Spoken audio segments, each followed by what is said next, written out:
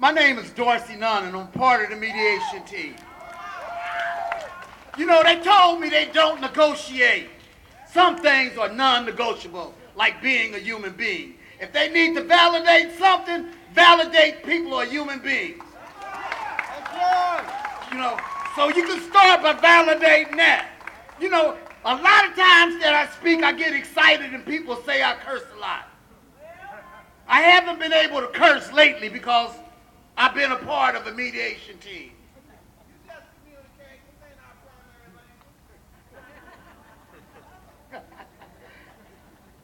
Yeah. They say I curse a lot when I can see people's color fading inside of the institution. And I say, fuck you. They say I curse a lot when I can drive all day long from San Francisco to get to Pelican Bay and wonder how long does it take there to get there from San Diego. And I say, fuck you. They say that they're holding 1,400 people in conditions like this and tell me that it's not an injustice. And I say, fuck you. I may not get to go in there and say that, but at a certain point, I feel like I'm obligated to say that. That's what keeps me in sanity, is being able to articulate myself in such a way that it gives me a voice and gives me power. So when they said, we don't negotiate, well, if they surrender one thing, they negotiated. We met with them on a regular basis, and they said they didn't negotiate. They negotiate. They say they negotiate. When they was meeting with the prisoners in Pelican Bay, they negotiate. What brought about that was unity. Flat out unity. I've been visiting prisons off and on for 51 years. I started as a kid. I visited my cousin Freddie McGowan. I then visited my uncle John Jackson.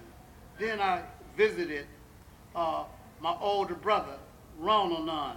And then my family started visiting me. My name is Dorsey Nunn. For periods of time, my name was B39669. So I can't curse, although I'm frustrated. When I went to Pelican Bay, I went to see somebody that I didn't want to call a friend, who was a friend, because I was scared that they were going to label me because I learned how to play the game. I went to see a friend who had faded, who had lost his color. You know, I went and talked to people who hadn't seen a tree in 20 years, who hadn't seen grass in 20 years. I went to Pelican Bay and seen people that I thought was an outrageous injustice for everybody. You know, I didn't question their humanity. I questioned our humanity for allowing something like this to exist. Not their humanity.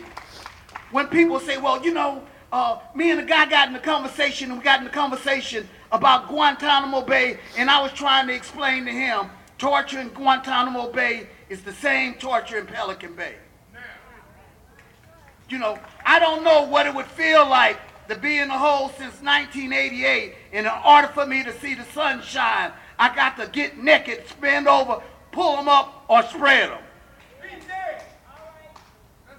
How about this? How about after 30 years, you don't got anything to tell people? And if they still keep you in the hole, the sole purpose could be to break your spirit. Some people in Pelican Bay refuse to be broken. The reality of it is that this hearing should have took place in Pelican Bay. That's right. You know, the reality is that when the newspaper went up there, they refused to allow them to see the people who were being tortured. That's right. You know, so the media don't work for us.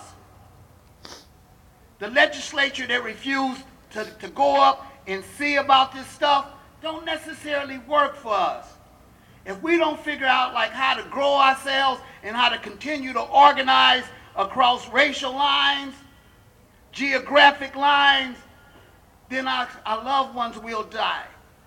Probably the last thing I need to say is, so far every time that we done spoke, we didn't talk about the torture of men.